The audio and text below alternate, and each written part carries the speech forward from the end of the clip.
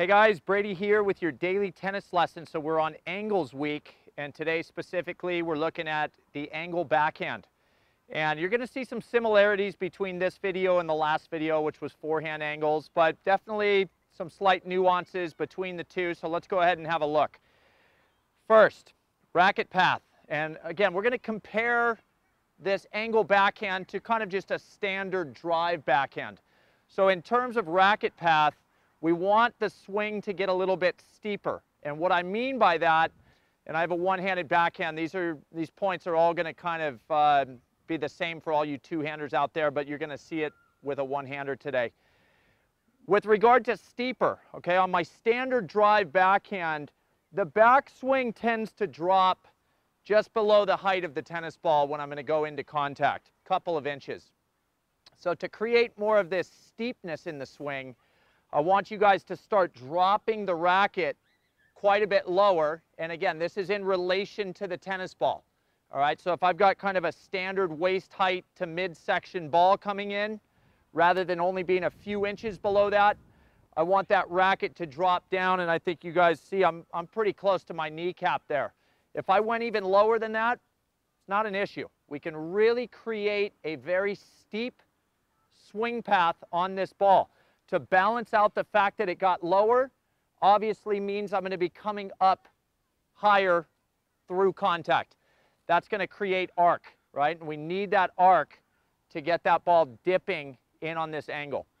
All right, so the steepness of the swing. Point of contact is the second key to this. On a standard backhand, drive backhand, I'm looking to hit more squarely into the tennis ball, more on that back side of the ball. For a good angle, I want the strings reaching more to the outside of the ball. All right, and so that's a feeling where we got to go out and get the ball early or earlier than we're used to, and really feel those strings gravitate as a right-handed player towards that left side of the tennis ball. Once we're out on that left side, hopefully that mental visual resonates with you guys, that on the outside of the ball is going to travel hard back to the right, and that's going to create this angle feel. So point of contact for an angle, way more to the outside of the ball. All right, and then the speed for this shot, and this is where a lot of players that I see make a mistake, because an angle tends to be more of a finesse shot, more of a specialty shot. I see a lot of slow racket swings on an angle, and the speed really should still be built into this, because the steepness of the swing combined with more hitting around the ball, we're going to hit the ball a little bit thin, meaning it's not going to have that thump to it. So if I hit a ball thin and I don't have speed built in, the ball's going to drop into the net almost always. So keep the racket speed up for the backhand angle. And one thing that I think is very key for you guys to understand between forehand and backhand, with the forehand, I talked a lot about the angle being easy to execute out of open stance. And yeah, if you're watching pro tennis, you are seeing some open stance backhands out there. I just think you guys need to plan on finding yourselves more in a closed stance position for this backhand. I really think it helps you reach to the outside of the ball comfortably to create this angle. So plan on closed stance. And then the last little piece of this is kind of what I describe as a flick. And this is really where the wrist plays a key role. And I know it's kind of common, hey, don't be wristy.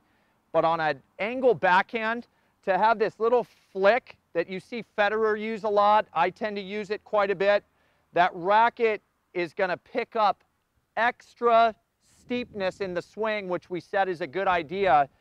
If just through contact and off the finish, the racket flicks high. All right, so play around with that. The two-hander, it's the same thing. You want to, don't get carried away with it, but let the hands flick the racket a little more to get that vertical feeling at the finish. So with that being said, let's take a look at some angle backhands. You're going to see that steepness to the swing, that around point of contact, and that racket speed built in.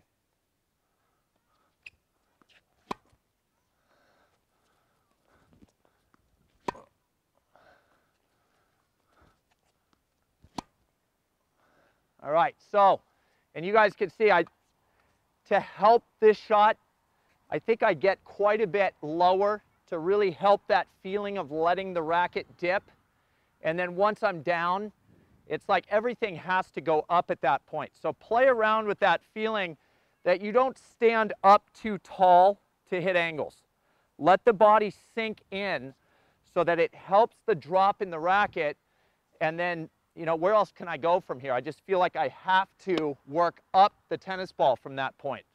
So that's the backhand angle. Hope that was super helpful for you guys. Please click like below this video.